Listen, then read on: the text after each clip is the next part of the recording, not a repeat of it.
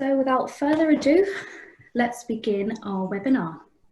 So hi all, thanks again for joining us and welcome to the latest in our Urban Living series of webinars. Today, the topic is distribution disruption and we will be discussing, will the OTAs bounce back? This session is kindly sponsored by Apartbook and I will make a short introduction very soon. This session is part of a series in the run-up to the Urban Living Festival, which is an event that we are launching the 25th and 26th of November at Tobacco Dock in London. The event itself is themed around 3 stages: stay, live and work, and we will be looking at how various hospitality and real estate asset classes are blurring and how this trend is likely to continue. A few housekeeping rules before we dive into the conversation. Unless you're a contributor, please can you keep your cameras off with the sound on mute so that we don't have any interference. There'll be around 45 minutes of discussion led by my fabulous co-host Ryan Haynes, followed by 15 minutes of Q&A led by yours truly. If you do have any questions, please post them using the chat function on Zoom and I will get round to answering these at the end of the session. We're also recording this today and a copy will be emailed to everyone who has registered in a couple of days' time. I'm Eloise Hanson. I am the news reporter at Boutique Hotel News, which is published by International Hospitality Media. We're an online news source for the hospitality industry and a conference organiser too.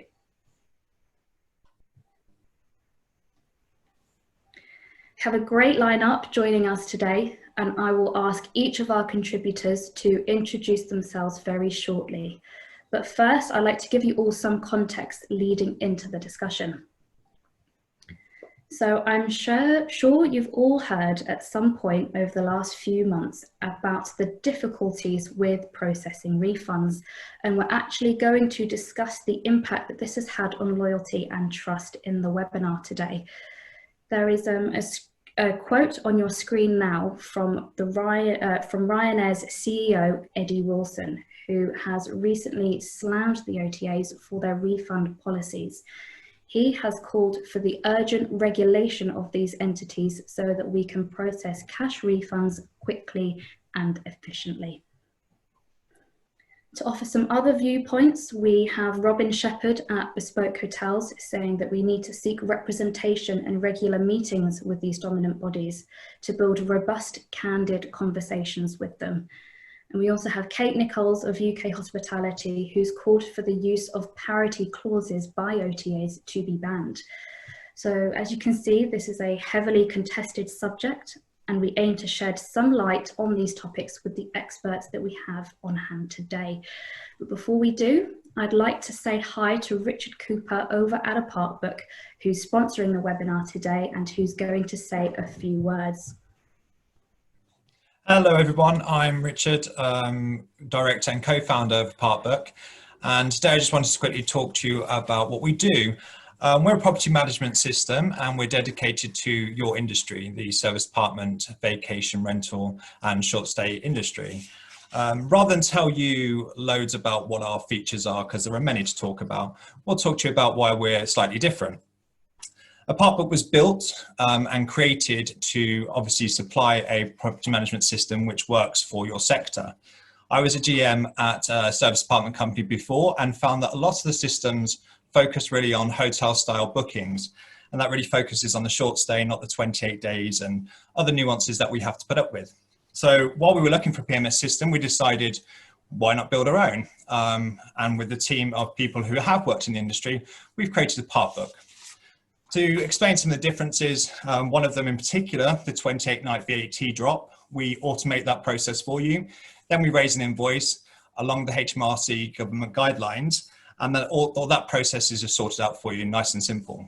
And then of course, if you're in different countries, there's city taxes and differences in city taxes and including maintenance and all that sort of thing, which gets very confusing when we're in the service apartment. So in this webinar, you can click the link below to see our deck and get a feel for what we do as a software.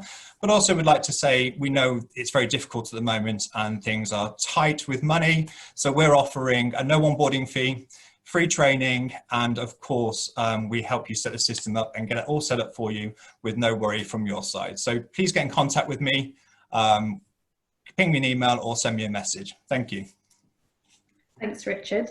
So Richard's details and the link to the ApartBook website have all been posted in the chat.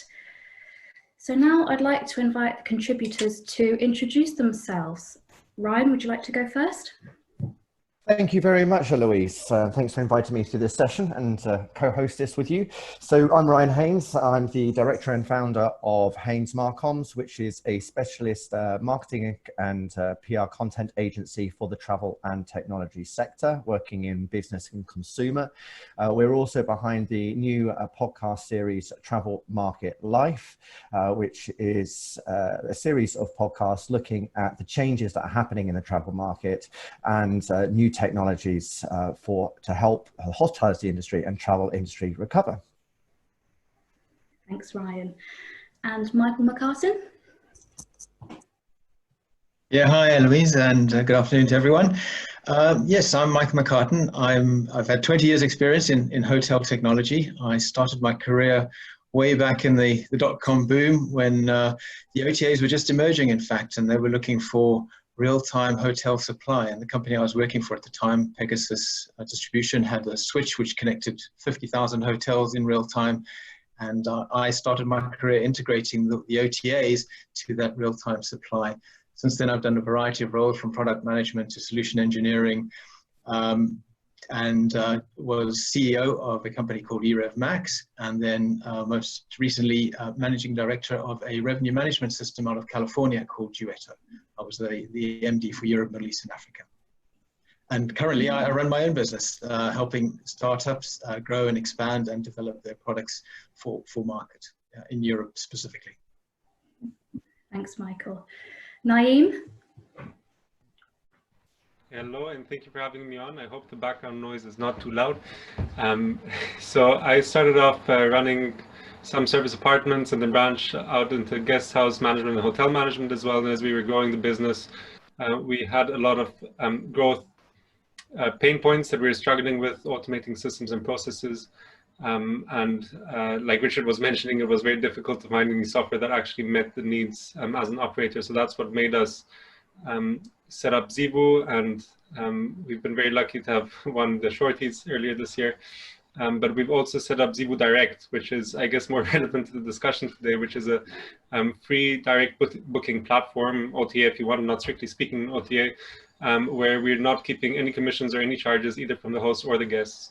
As was mentioned earlier as well, the UK hospitality statement in terms of trying to get rid of rate parities, actually with the legislation that came out banning wide rate parity, users are now able to undercut the main OTAs by advertising through Zeevou Direct, given that it's an OTA, and we can all together undercut Booking.com and Expedia and Airbnb and so on through Zeevou Direct. Thanks, Naeem. And Michael de Jong. Eloise, thank you. First of all, thank you very much for inviting me, and well done to you. I understand your first hosting of a webinar session, so you're doing great so far. So I'm Michael de Jong, as Eloise said. I'm the Chief Commercial Officer of Avio, and we are all about supporting your most profitable channel, your direct channel, your brand.com, your website, really convert guests and treat them as individuals, as VIPs. As the incredible work you do once they're on property, we help extend that online. Thanks, Michael. So to kick off the conversation, I would like to ask the first question to Ryan. From a marketing perspective, how has the pandemic affected distribution? Well, I mean, I think we can certainly see over the last few weeks how much changes we've seen as we opened the travel markets and the restrictions that have come into place. And there's the dynamism in a negative sense, that things happen and things change, and they're happening more regularly. And whilst we see that OTAs have a lot of resources, financial backing, and opportunities to innovate, we're going to see more scrutiny being paid to how OTAs and hotel sales practices. And whether this will actually result in regulatory changes anytime soon is a matter as whether the health concern around COVID-19 will be the distraction. So in answer to whether we're going to see a bounce back, likely from OTAs, but there's opportunities here. Consumer behavior and expectation around travel, intent is changing. We're seeing people being much more hesitant around booking. They're perhaps looking twice, 3 times as long to find what they're looking for, considering what impact it might have, whether it comes to quarantine or local lockdowns. And while there is a desire there, the demand to actually book is definitely more hesitant. It's much more focus is going to be needed on the importance of refundable bookings and security around cancellations, which, as we know, over the last 5 years, it's been heavily popular to select the non-refundable bookings because they're so cheap. But you're going to see consumers now want to ensure that any investment they made, especially if it's for a family holiday, which is a big ticket item, which is the biggest challenge we have in travel, is that because they're big ticket items, is that it takes a lot longer for them to make their decision. So they need to have confidence in who they're booking with. As you put at the beginning, Ryanair's announcement last week, vilifying OTAs who are scraping rates and prices. And it's important to know who owns a customer and how that is being communicated. And this is where guests are going to particularly pay greater attention. Who are their point of contacts, and how regularly can they, and how easily can they make contact with the travel provider? The clarity and transparency of refunds and building that trust and having that direct connection is also going to come under greater scrutiny, as we've seen across most of the trade press, and the challenges that OTAs are having with making the refunds, and hotels themselves in it being able to manage their guests. As with that, the change in availability of source market, with a greater need of focus for domestic travel. Staycations, as we've seen, have exploded this year, and particularly for next year, with next year being really well booked out already. But particularly hoteliers and accommodation providers who are quite used to targeting the online travel agents who go for the international markets are going to have to think more about the channels that they're selecting that specifically touch the markets that they're going to have access to at this particular point in time. So having greater flexibility in the choice of channels that you work with and how you work with those channels, and negotiating the rights commission as well as opportunities for visibility on those channels. I always want to look at the costs as well in relation to acquiring customers. And it's this time that we've got to be able to look at where you're acquiring customers and what is the lifetime value of each customer. So being able to see and calculate the difference between third parties, online travel agents, and direct, ensuring that you've got that information in order to help you negotiate those deals to show the profitability from each of those channels. Aligning sales, marketing, and revenue management strategies, budgets, and KPIs will also have a big impact. The more that these departments are aligned, the greater flexibility and dynamism that travel business is going to have, and to be able to take on a more personalized and targeted approach. So really go back to basics, look at the profile of your guest and their price sensitivity, how the market and competitors are behaving, and really look towards the way rates are playing currently and in the future versus historical rates, which at this point in time aren't necessarily going to reflect the opportunities for bookings. In particular, I'd say that if you are able to target very specific audience groups and partner with other organizations in order to take advantage of any marketing and communication, and communicate booking flexibility and booking protection, especially a refund and cancellation policy, maintaining direct communication, and then tapping into previous guests first, because they're the ones who are most likely to return and will have most confidence and be comfortable with booking with you. Most of all, as I've been saying, perhaps all my contacts and what we've been doing ourselves internally is be brave. It's important to plan, absolutely, and not just react, because by reacting, you're not looking after long-term health of your property. So it's really important to at least have some clear plans of how you're going to approach the marketplace. Now, once you've been looking internally, it's about how you are going to look externally and work with your external partners. Michael, with your background in channel management at eRevMax and how that's evolved over the last 15 years, and particularly the role now of revenue management, how is distribution likely to be restructured in the future? Well, we certainly, as you said, there's the consumers changing. It's becoming much more a domestic market. So that's going to be interesting in terms of the distribution. I think for the first time, hotels and accommodation providers need to have an advantage potentially over OTAs, because they can really connect with the local audience far better than the big OTAs have done or can do. So, and I think part of that is in order to capture a greater share of that demand, it means offering something unique, really understanding what the guest is looking for from their stay, and then potentially partnering with other local businesses as well to create a compelling proposition, compelling package, which the OTAs can't offer. So, make your property stand out, make the destination stand out, and really market to that local audience. I think that's going to be very, very key in the coming months and weeks, and hopefully not years, but certainly in the coming months.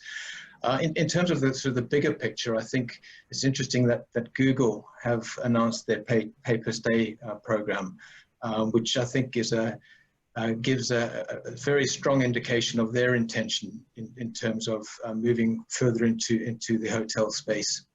And it's a very attractive proposition for hotels, because they know, unlike pay-per-click, the pay-per-stay model is the hotels only have to pay when the guest actually stays. So there's no risk of having to pay for a cancelled booking. So that becomes very attractive.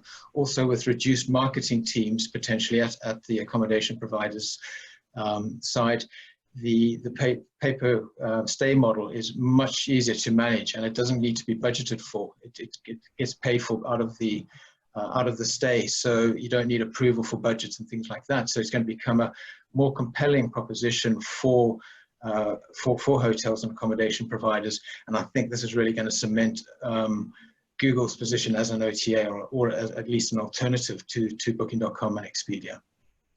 I mean, how do you see the future of Booking.com and Expedia over and how they're able to respond to the market? Do you see there's going to be much challenges for them? Well, this is certainly the first time that they've felt the impact along with hotels. I think in the previous downturns, 9/11 and the economic downturn, they were actually in a much stronger position. They still had demand. There was still demand. People were still traveling. Unlike in this case, where the demand was literally turned off, so they struggled as well. And I suppose the big difference is they continue to spend marketing money. They're still marketing themselves, but that doesn't really help when there's very little demand out there, and it doesn't really help if the demand that you're trying to market to is local and domestic, and they aren't able to build those bridges as strongly as the providers themselves. So I think overall they're probably going to emerge from this crisis weaker than at the start of it.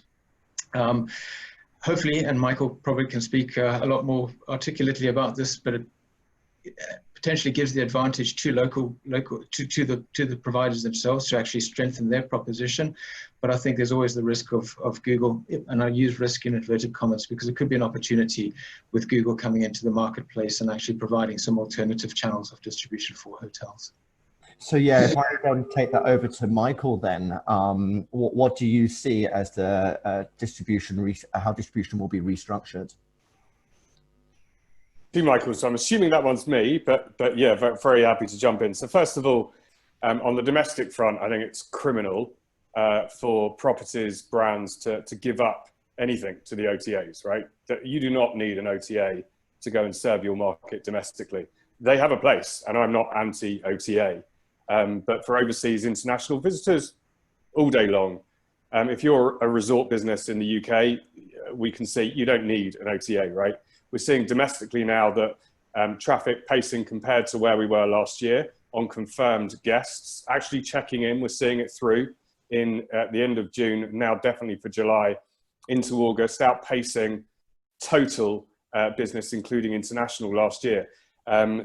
There's loads of examples, and I won't kind of witter on about that, but I'd say it's criminal. Just touching on the Google model, I agree. I think it's a bit of a cop-out, to be honest with you. Why would you want to give it up to Google? And from a CPA perspective, true CPA, so cost per acquisition, absolutely makes sense. It can tend to be high, but I think it's a little bit lazy. What I would encourage you to do, if you're listening in, is to really take control of that yourselves, either through an agency and help and support, really drive that domestic staycation market, own it. Your brand will absolutely come out on top.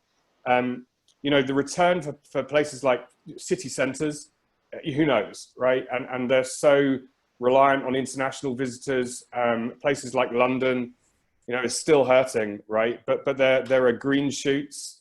You know, I was hearing some news yesterday about airlines potentially returning in like proper capacity in 6 months. I'm not sure how real that is. And then, you know, Spain happens and the international market is kind of killed off once more. So look, take advantage, don't use the OTAs for domestic. As it comes back, absolutely extend your channels to use for international as and when. I think it will come back. I don't think this, you know, it's new normal, whatever we want to call it, it will come back. It will take time. And second waves, I don't even think it's a second wave. I think it's a continuation of the first wave. We're just not over it yet. And people are, you know, anxious. Some of it is driven by the World Health Organization in terms of actual numbers of cases and whatever, which I'm not an expert in and definitely won't get into.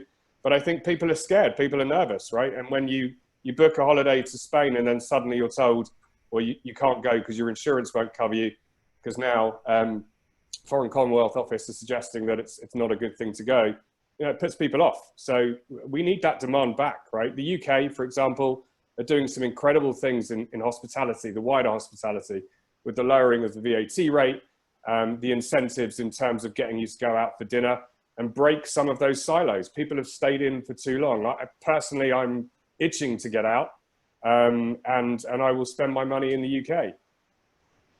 Thank you very much, Michael de Jong. Naeem, I mean, you've managed properties in the past, and so looking at this change in distribution structures, how are you looking at those properties and your customers and recommendations that you're providing? Yeah, I mean, I think one thing that this pandemic has really made clear is that using OTAs is okay, but depending on OTAs is really too big a risk for anyone to be able to take. Not only in terms of the cancellations and the refunds and so on that we're all aware of, but also the closing off of the calendars, right?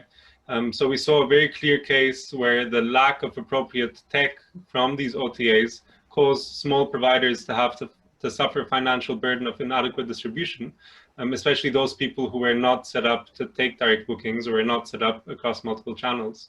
So in the UK, for example, we first saw Airbnb closing off, only allowing key workers, and then we saw Booking.com following suit and shutting everything off.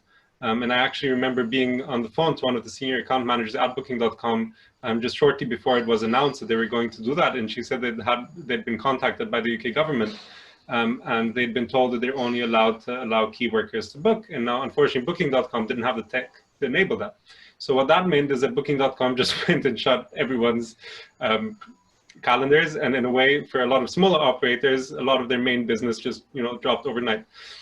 So I think it's definitely been a good purge from over-reliance on OTAs. Yes, it's come with a bit of a financial implication for a lot of small operators and also the larger ones, I'd have thought. But it's definitely a clear message that we have to change, as Michael was saying earlier as well, the way in which we think about OTAs and where we are spending our time, our money, our energies in trying to drive traffic through to our brand. So I think key in that is ensuring that we all know how important first impressions are, and even more so when it's a completely remote transaction, when there's no viewing of a property taking place, right? Someone just comes and either on the OTA or your own site, or more likely on the search engine, is trying to scope out what they're booking. And so that first impression that they get is so important. How many people actually have a website that makes it clear at first sight that they're offering better rates, exclusive availability? How many websites actually have structured data? You know, if you go and you see booking.com, your listing on booking.com probably looks better than your own listing on your own website. You know, are you showcasing your average reviews? Are you putting the price range with some extra words to make it clear that you're the official site and not, you know, booking.com was actually bidding on your own brand is official. So it's, you know, these are all questions that link into building that consumer confidence that you were talking about earlier as well. You know, how do you actually get people to part with their money when they're more hesitant? They're spending more time trying to look at things and get them to actually place that booking. And I think we all, as hospitality operators, need to take a more proactive approach in ensuring that our face on the internet, our brand, our website is strong, instills confidence in the consumer. And at the same time, also we have something that came up in one of a webinar that I was part of a couple of weeks ago, was this idea that we actually have to educate guests. You know, one of the takeaways that I think that we all as hospitality experts have to take away from this, and every operator has to take away, is that it's down to every one of us to educate the guests on what OTAs are doing, what middlemen are doing, what commissions mean, what impact it has on small businesses, on money leaving the local economy, ending up in the pockets of multinationals. How to book direct, you know, very practical tips on, you know, go and scope out, even if you find someone on a OTA, go and try and find their website, or going on Google Maps and try and, you know, get in touch with them and ask for the cheaper rate, because most people are willing to offer it, or ask for that special deal. And on the other side, you know, we also have to be all encouraging each other to really have that conversation with every guest who stays. Okay, someone ends up paying that initial cost of acquisition to whoever it is, whether it's Google or it's an OTA.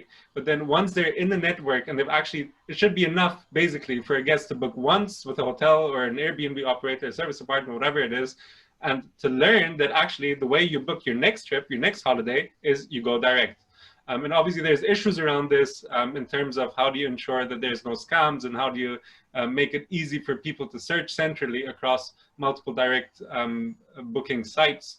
And I'm sure that we'll see more and more technologies that come up with ways of solving that. And there's discussions that we've had at Zevo Direct with other providers such as IPRAC and ASAP about you know, working together to be able for people who've got accreditation in the space to showcase that accreditation and help build that consumer trust. Absolutely, and certainly the point about sort of working with the industry and working with your local local community. I've seen some, and I've heard some great stories of how a group of hoteliers in regions have come together and actually work together to reach out and do marketing, do collaborative marketing, partnership marketing, work with local tourist boards and local hotel and hospitality associations, because that's where you're going to get some of the leverage and actually share best practices. And one of the issues, Naeem, that raised at the beginning was the impact of refund policies. I mean, from your perspective, how has the refund policies impacted guests and operator loyalty? And could this drive more direct bookings? I think it really depends to a large degree, not only to how individual hosts or operators have responded in terms of processing those refunds. So firstly, I'd say it doesn't just depend on whether or not a refund was issued or how much of a refund was issued. I'd say that it really depends on how each one dealt with that situation as a whole and the relationship that they have with their guests. In our business, in our property management business, we did not issue refunds in most of the cases, and that's for the simple case that we operated on non-refundable policies. And we make it clear that people should be getting their own insurance if they want to have flexibility, travel insurance, right? So I think one of the things that we did not have clear enough in the industry is the fact that non-refundable means you buy your own travel insurance, basically, or you take the risk. That's why you're getting a cheaper rate. So what we saw from the OTAs was basically two sides in the deal, right? The host and the guest, and each has their own risk. So the host is taking putting a value on the amount of risk that they're willing to take, and they're saying, if I'm the one taking the risk, then I'm going to ask for more, and if I'm not the one taking the risk, I'm going to give you a cheaper price. So firstly, we have to convey that clearly to the guest, and secondly, the guest has to understand that if they're the one who are opting to take the cheaper price and the risk, then they have to pay somewhere else for that risk that they're taking on. Now, the OTAs should really not have a say in the middle of changing this balance of risk relationship between hosts and guests. And I think the mistake that Airbnb did and had a big impact on hosts, Booking.com also followed not as badly, but fairly bad. The HomeAway managed it slightly better, was this idea that they could just override the policies, that the agreements that were in place. Okay, it's a force majeure. So that means when there's a force majeure, you're not able to go. So you've got your travel insurance, and that's what you claim on. You don't turn the host all of a sudden or the operator into a travel insurance provider, because in many cases, they're small businesses, they've got employees, they've got costs to go, and you could actually be causing that business to go down. Sorry, I lost track of what the question actually was to start with. But the impact of guest and operator loyalty on the refund policy. Yes. So I think where this has been clarified to the guests on the side of the host, that you know, this is not they're not an insurance provider. Basically, they were just providing a service. The guest is unable to access that service, and in a way that is the guest's issue. But as a gesture of goodwill, what do you as a host do as a gesture of goodwill? And I think that's what it boils down to. Are you, for example, using that opportunity to give the guest a credit to stay with you in the future if they book direct at a discounted rate? So not only are you saving that relationship with the guest, but you're actually converting that guest into direct booking. Whether you're offering part of the amount that they originally booked or the full amount, obviously down to you. But as we saw, one of the main things that operators had to do was make sure that the cash flow was healthy, right? So that helps both preserve your cash flow and preserve that guest loyalty with your brand directly. And I think it's also good in some ways to not shift, but actually attribute part of the blame that is to blame to the OTAs, for the OTAs trying to push people into getting the cheapest rate possible and not making it clear enough that you need travel insurance for cases where you're not able to actually make use of the service that you're booking. Thank you. I mean, Michael McCartan, this seems like the Achilles heel in the hotel industry, these non-refundable rates, and everyone accepted them until this point with the pandemic, and suddenly they expected the money to come back. Do you think that this could be the end of non-refundable offers, or as Naeem says, there's going to be a lot more alerts when it comes to someone booking a trip with non-refundable that they will not get their money back, or does the OTA have a right to, or the provider have a right to return that money? So in terms of non-refundable rates, no, I don't think we've seen the end of them. Obviously, right now, where the actual conditions around travel are so up in the air that you know, I think any consumer now, any traveler now is going to be looking for as much flexibility as possible. So the likelihood of any of us booking a non-refundable rate right now is very, very low. In fact, I think Fornova did did a study, and they interviewed in December 2019. They interviewed a large number of hotels, and they established that about 38% of hotels offered some sort of refundable rate. That's now increased. They redid that survey in June 2020, and that's now increased to 58%. So a significant increase in the number of hotels offering cancelable rates, more flexible rates, and that's likely to continue for a long time, for the foreseeable future. But I think once we return to a more normal situation, I think the refundable rates will become popular. I think. As Naeem saying, I mean, if you definitely know that you're going to stay, go to a certain place on a certain date, why not book a non-refundable rate at a cheaper price? But I think absolutely more visibility around what non-refundable means is going to be necessary. But I think as consumers, we will be more alert, more aware of those conditions. Yeah, and the second part of your question, sorry, I've rambled on a bit there. I think you pretty much answered my question. Oh, okay. I think certainly for myself as a consumer, I was surprised to get money returned on a non-refundable booking. It didn't seem to make any sense to me as a consumer, but for me, also it seemed to contradict this whole purpose of what a non-refundable rate was, and perhaps will change my perspective on those in the future. But you know, has it changed the way we book? Michael de Jong, you're the man with the data. What insights do you have on direct booking behavior right now? What can you tell us about the way consumers are going about their trip planning? Yeah, so first of all, we mentioned pacing before, right? So just to reiterate pacing, so how we view this year on last year, domestic is now up. For resort businesses in places like the UK and Ireland, the US is still decimated, city centre is still, the pickup's not there yet. But the green shoots mean resort businesses in a lot of places around the world are now seeing that pacing traffic on last year is now up, even including international last year. So that's good news for those businesses. Just to pick up a couple of things, right? Cancelable rates, 95% plus of bookings now are all on fully cancelable rates. So just to understand that for a second, right? It's like what you do on OpenTable and book 5 restaurants in the West End and don't even bother cancelling the other 4, right? You just go to the one you want to choose on the day. I'm not saying we're getting there from a hotel perspective, but what you're describing earlier, for me personally, is antiquated, old, right? If you bought something online, a physical good, you always have the right to return it, or you always have the right to open a refund policy, regardless of the situation. Extenuated times a million with COVID. Give me my money back. And I appreciate you saying you weren't expecting your money back because you paid a prepaid rate. The right thing was done by that operator, and well done to them, whoever that was. So I would encourage that. The big difference, the shift change, the seismic change that we've seen in the last couple of years is that when you book, you've got to understand is that that is not anything earned.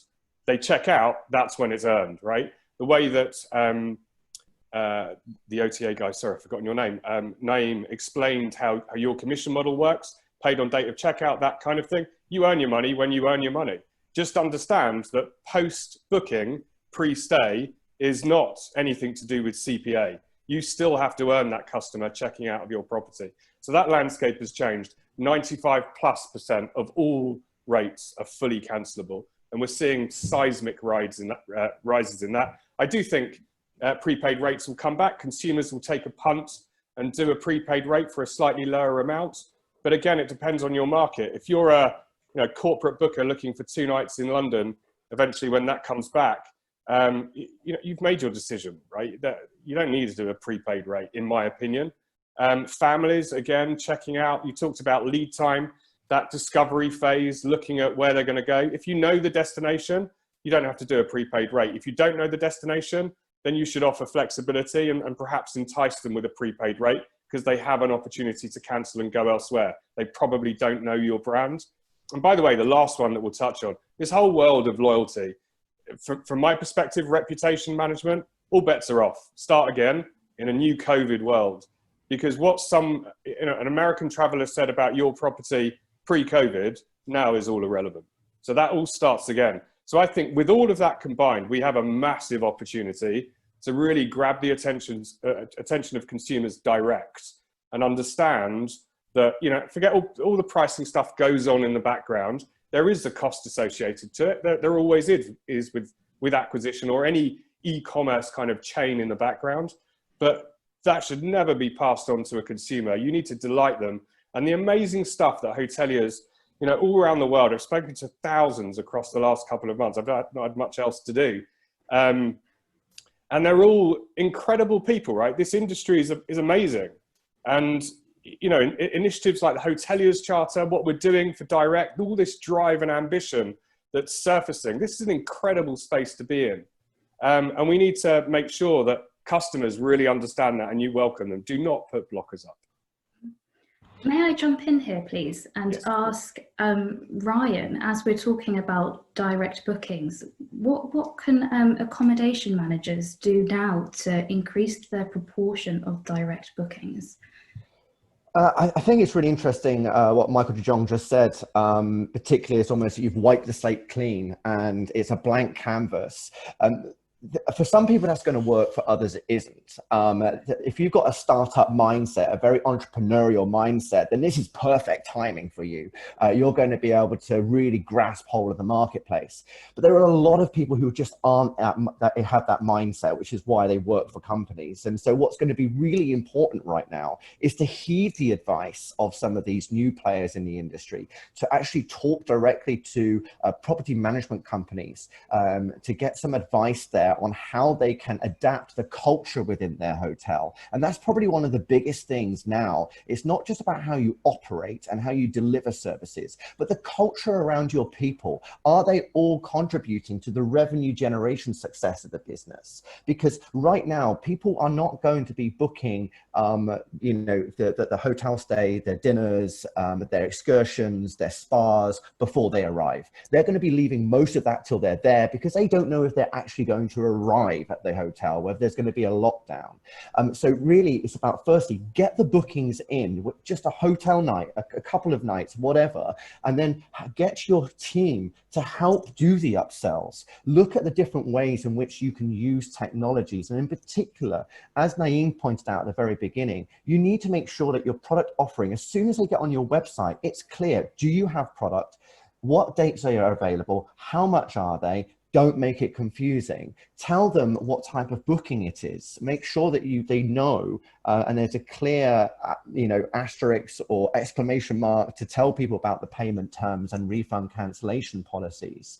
Auditing your website in order to ensure the navigation is easy, that they can access information, optimizing search engine optimization, which, you know, as Michael said, there's a great opportunity there right now for the domestic market, because unlike the large OTAs that are targeting global, you are able to target a very regional part of the world. Look at things like chatbots or messenger widgets, whereby the visitor on the website can engage either with an automated messenger or with one of your team who are actually on site responding to messages. This could help push through a booking faster and quicker, give them security and know there's customer service. They know there's someone there. And that's the unique thing about hotels. There's someone on site. They're going to pick up the phone. You can walk in, you can ask the questions. These are things you don't get with OTAs. And this is one of the most frustrating things I've ever had of OTAs, and one of the reasons why I very rarely use them. And as I mentioned earlier, optimizing your community networks, both with the CRM and your social media through direct messaging, because you've already got an audience and you can retarget through them. But another thing is look at payment programs as well, potentially. The book now and pay later through installments. There's some great companies like Fly Now, Pay Later, which is expanding its credit offering to smaller travel players. So there's many more options there to really secure the booking quicker and faster. The most important thing is be clear and be direct and transparent in what you're offering to your guest.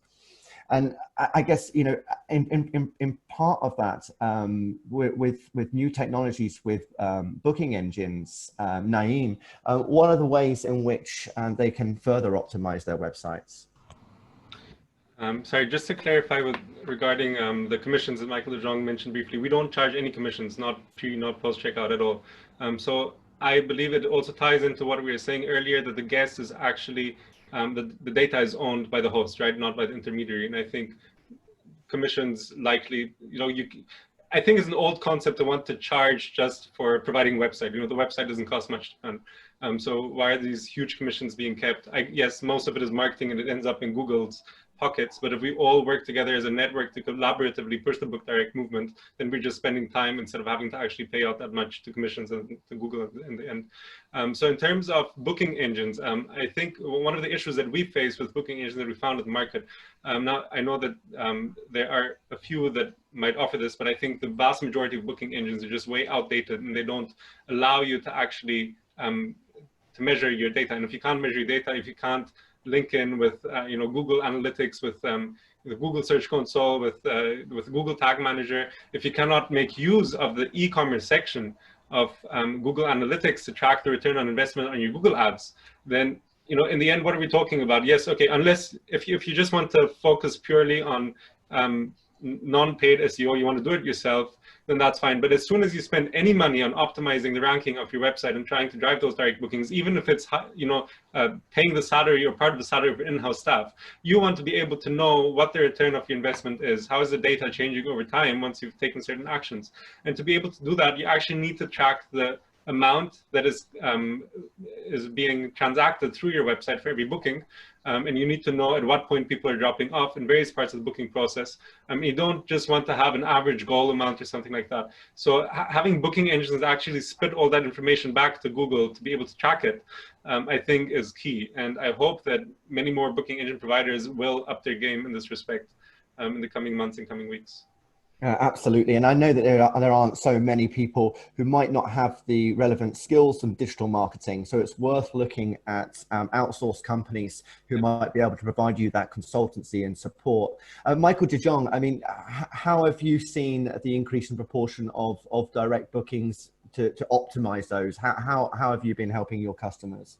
Yeah, so I think a couple of things to touch on. Naeem, I agree wholeheartedly with what you're saying. Booking engines are booking engines, right? They're a commoditized play. They're really the dumb kind of piece at the end that does the final bit of conversion.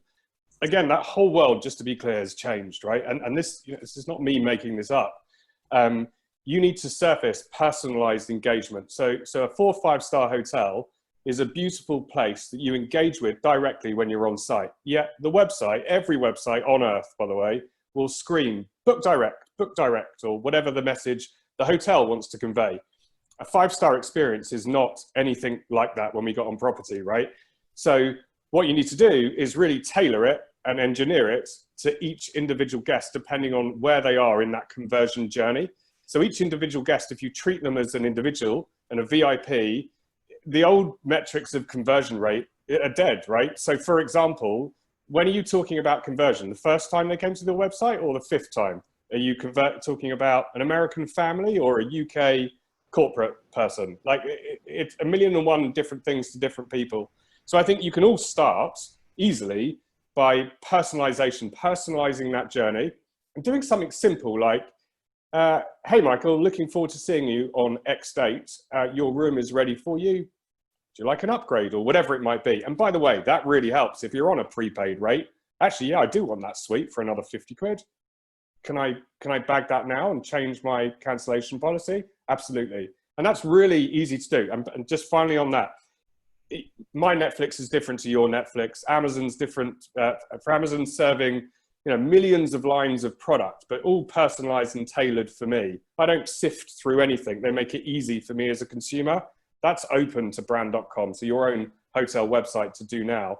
And booking engines, as Naeem said, are just a commoditized end game, right? It doesn't mean anything. The world has moved on. Yeah, I mean, a lot of these products that are now available for hotels are doing a lot of the things that the OTAs are able to do. So, you're on the same playing field. What we're going to see with OTAs as well is greater personalization and the use of artificial intelligence and machine learning to change and make the websites more dynamic. And this is where hotels need to be starting from now, rather than starting where we were 5 years ago. Michael McCartan, now you did a lot of work within revenue management and revenue strategies. How far are we going to see more personalized revenue rate structures? Oh, it's essential. I think historically in hotels, the segmentation has been fairly crude. We've had corporate, we've had leisure, and we've had group, basically speaking, a very, very crude segmentation when it comes to pricing. And that's not going to cut it anymore. Again, there's a theme of wiping the slate clean now. You can't rely on the history to determine what your future guests are going to need and want, and certainly any historical booking patterns don't apply. And when you consider the fact that most of your business is going to come from a local market, there's a real opportunity to really dig down into that segmentation and sort of establish micro segments within the existing segments, and really understand what each of those micro segments wants in terms of products and needs. So a lot more analysis and research around who's booking, when they're booking, what they want, and then defining the product around to satisfy those needs is going to become essential. I think I heard a comment something around prices, you've got to drop prices and things like that, and that's absolutely not the case. In fact, I can see situations where the prices are actually if not maintaining, actually going up in certain cases, because you're offering a much better product, a much more tailored product, because you can if you understand your guests better.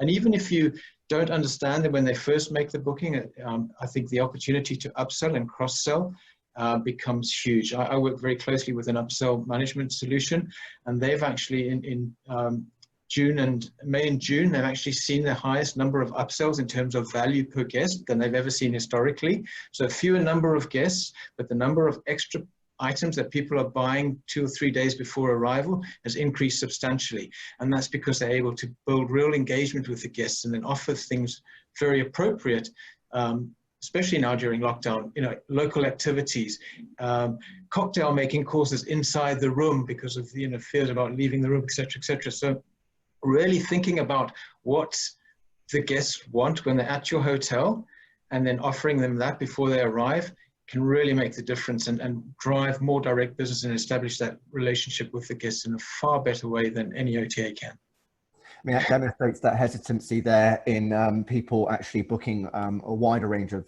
services and products before arrival. And I guess, what are we seeing in other segments? Naeem, I mean, we've seen a particular growth in the vacation rentals and service apartments over the last 10 years. What changes are we seeing there currently? In terms of? The way the bookings and outreach is going compared to how the hotel sector itself? Well, I think in terms of vacation rental managers, service apartment managers, basically, if I may say so, being one of them, Airbnb piggyback launch businesses, I think there was a massive dependence on OTAs and booking platforms for the last few years. And I think this has really shaken people up and made them realize that they need to start setting up their own direct booking websites. They need to start putting their brand out there, and they can't rely as much on the OTAs. And I think that's something that not all hotels, but many hotels have had in place for the last few years. So I guess we're seeing something of a professionalization, if we can call it, of smaller operators towards some more widely accepted industry standards. And I guess that's a good thing for the direct booking movement overall, and something that hotels on their own might also benefit from. But I think there's so much still to do. I don't think enough has been done. And I think that a lot of small operators lack the tools and lack the tech to be able to put something of quality up there. Whereas, larger hotel chains or even large individual hotels may have the budget to actually invest in driving those direct bookings and working on their brand and so on. Great. Thank you very much, Naeem. I mean, as you say, there are many more technologies and platforms available, from small players to the larger groups. And if I now direct to Michael de Jong, what software or emerging technologies can support the restructure of distribution? Or what are some of your favorite technologies to help technologies get in control? Yeah, so first of all, never technology for technology's sake, right? There's 1,001 technologies. We've spoken about personalization in a pre-COVID world, even basic messaging tools direct to your phone, things like mobile apps for seamless check-in, check-out, all that kind of stuff, keyless entry, augmented reality to kind of experiential stuff online before you visit a resort destination, perhaps. All great. The point is that if you can take away some of the repetition and the tasks that can be done through AI or through other forms of technology, that allows you to work smarter as an operator, right? So allow you for your people to concentrate on the most important thing at heart, which is your staff and your guests. So I think that is absolutely essential. I think there's some cool stuff coming down the pipe that will affect distribution. So things like blockchain, for example, so decentralized, the ability to take out third parties altogether, surface your inventory straight to guests in a really secure, cool way, and then update in real time. I mean, these are happening now, right? And your bookings with a formal contract almost online, really secure, really tight, I think is coming. Certainly something we're looking at and exploring. But I think the things to do now, right now, without these emerging technologies, is personalization. As I say, it's been around forever. Just we need to kind of harness it and get on board. And ultimately, it's all about your guests. It should be at the center of every technology decision you make. Absolutely. I mean, I just did a podcast, Travel Market Life, on blockchain, and you know, Okay. it's a lot of interest, a lot of focus there, and actually, it's one of the most demanded episodes. So I was really, it's really starting to get some momentum, Yeah. Which is just fantastic because it has real potential to change the way cash flow works and the commitment that both parties are making. Michael McCartan, I mean, you know, you're a specialist in hospitality technology. You've mentioned upselling tools. What other sort of technologies and emerging software would you say is going to be a focus for hoteliers today?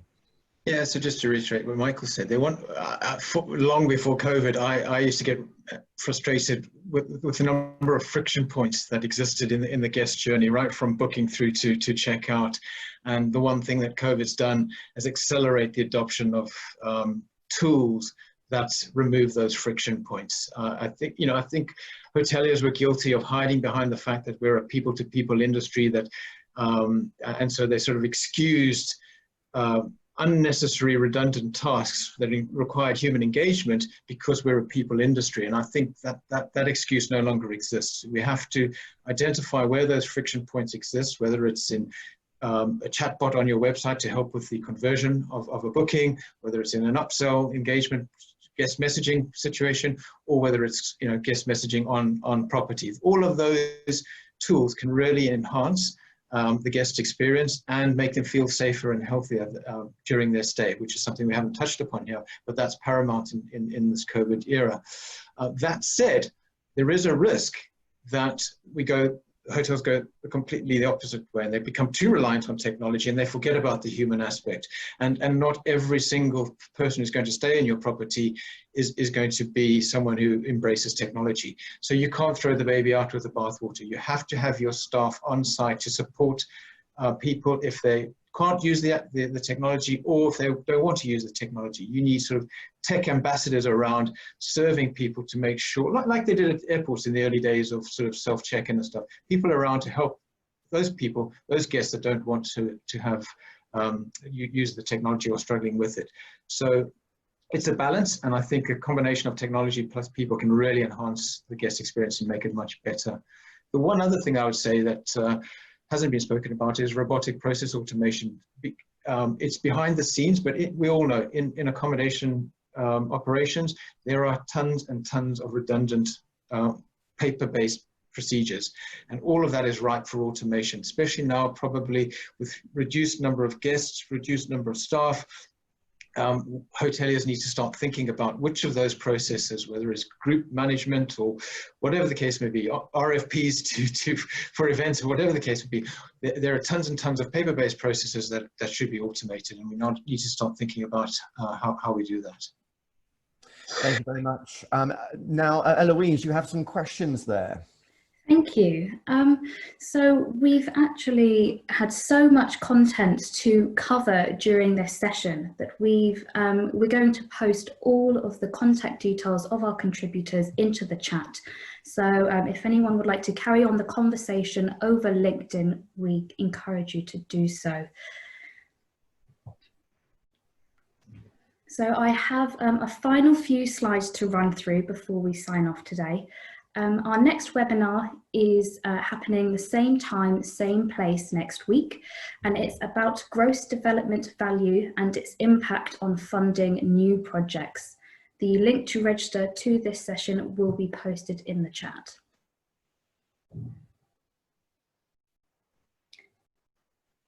This is a reminder that these webinars are a precursor to the Urban Living Festival 25th to the 26th of November. So far, we have a great collection of exhibitors, sponsors, and media partners for the event. The list is growing by the day, and we're very grateful for the support. If you're interested in getting involved, please contact my colleague Katie. Her details are now all on your screen. We're also running a webinar series called Engage for corporate travel buyers and suppliers of accommodation. And the next session will be taking place next Thursday, where our host Mark Harris will be asking the question, what's the best accommodation option? Again, the link to register will be posted in the chat.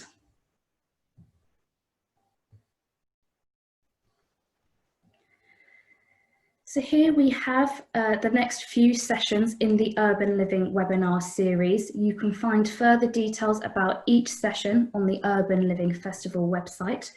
And I'd like to close today by saying a big thank you to Ryan, Michael, Naeem and Michael for their insights, and to Richard at Apartbook for sponsoring the webinar.